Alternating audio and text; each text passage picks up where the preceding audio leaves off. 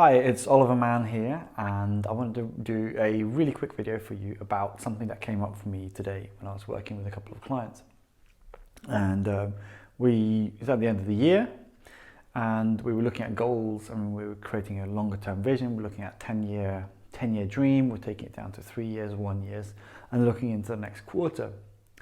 Now, when you start going that granular, once you've had a very, very big dream, there's a really interesting thing that happens, because you realize that there's only so much you really can get done. And in that process, there's something else that happens that's quite scary. That's when you realize you have to say no to certain things, or at least you have to say no to doing that now. So that led me to this realization, or this questioning really, to these people.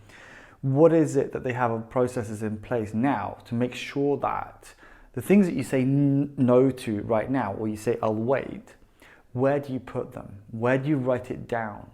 And the reason why this is crucial is because a lot of the time these are big things, right? They're important things, otherwise you wouldn't be thinking about doing it. Yet at the same time, it might not be the right priority for right now.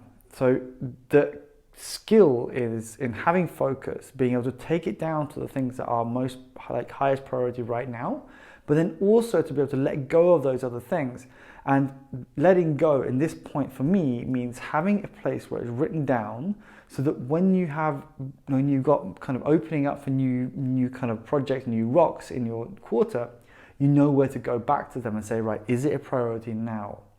So for example, what I do is I use a sheet where I've got all my values written down, my goals, certain points around my business that are important for me to remind myself of. And I also have a list of the things that I want to discuss in my next quarterly meeting. So that means that in my process right now, I can say, okay, fine, that's not high priority now, but I'm going to put that on my list, so the next quarter, when I'm going to rediscuss my issues for the next quarter afterwards, I have that there.